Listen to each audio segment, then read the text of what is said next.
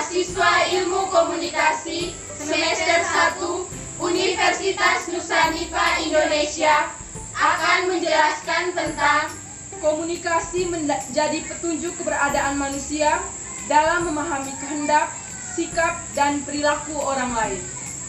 Sebelum kita masuk pada penjelasan yang lebih khusus, di sini saya akan menjelaskan apa itu komunikasi. Komunikasi adalah suatu proses yang dilakukan seseorang atau beberapa orang, organisasi, masyarakat dalam menggunakan informasi agar terhubung dengan lingkungan dan orang lain. Menurut ahli Anwar Arifin, komunikasi merupakan proses yang sangat berkaitan erat dengan aktivitas manusia serta syarat akan pesan dan perilaku. Seperti kita ketahui, komunikasi dapat dilakukan secara verbal dan non-verbal yang dapat dimengerti oleh kedua belah pihak. Manfaat komunikasi yaitu menjadi petunjuk keberadaan manusia dalam memahami kehendak, sikap, dan perilaku orang lain. Fungsi dalam setiap sistem sosial yaitu seperti informasi, sosialisasi, motivasi, perdebatan dan diskusi, pendidikan, memajukan kebudayaan, hiburan, dan integrasi. Komunikasi dipandang dari arti yang lebih luas, tidak hanya diartikan sebagai pertukaran berita dan pesan, tetapi sebagai kegiatan individu dan kelompok mengenai tukar-menukar data, fakta, dan akademik. Secara singkat, tujuan komunikasi adalah untuk menciptakan kesepahaman di antara kedua belah pihak. Namun, masih ada sejumlah tujuan dari komunikasi yang perlu Anda ketahui. Yang pertama, agar hal yang disampaikan bisa dimengerti dengan cukup baik. Dengan adanya definisi komunikasi tersebut, maka akan menghindarkan diri dari kesalahpahaman. Kedua, agar mampu memahami maksud perkataan orang lain.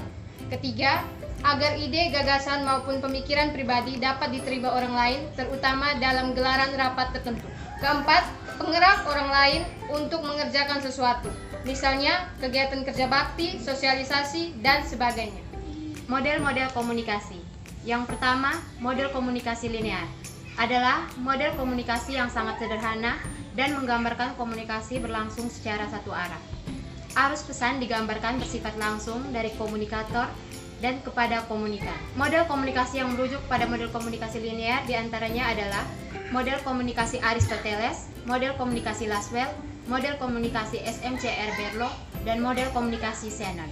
Model komunikasi yang kedua, model komunikasi transaksional, adalah model komunikasi yang menekankan pada pentingnya pengirim pesan dan penerima pesan dalam proses komunikasi yang berlangsung dua arah. Model komunikasi transaksional mengaitkan komunikasi dengan konteks sosial, hubungan, dan budaya. Dalam komunikasi model ini, tidak hanya sebagai ajang pertukaran pesan, melainkan untuk membangun hubungan. Model komunikasi yang merujuk pada model komunikasi transaksional adalah model komunikasi Brundtland. Model komunikasi yang ketiga adalah model komunikasi interaksi. Adalah model komunikasi yang menggambarkan komunikasi berlangsung dua arah. Umumnya model komunikasi interaksi digunakan dalam media baru seperti internet atau media komunikasi modern. Model komunikasi yang merujuk pada model komunikasi interaksi adalah model Osgood dan model Charm. Adapun contoh komunikasi verbal dan nonverbal. Komunikasi verbal adalah proses penyampaian pesan dalam bentuk lisan ataupun tulisan. Contohnya, guru sedang mengajar di kelas, rapat, dan berdiskusi. Sedangkan komunikasi verbal dalam bentuk lisan bisa dilakukan menggunakan media seperti surat, postcard, dan chatting di media sosial. Komunikasi nonverbal adalah proses penyampaian pesan menggunakan bahasa tubuh, contohnya gerak tangan, raut wajah, geleng kepala. Dalam komunikasi menggunakan media digital, komunikasi nonverbal seringkali tidak mungkin dilakukan. Contohnya, ketika kita sedang chattingan, kita tidak bisa melihat ekspresi wajah lawan bicara kita ataupun intonasi suaranya.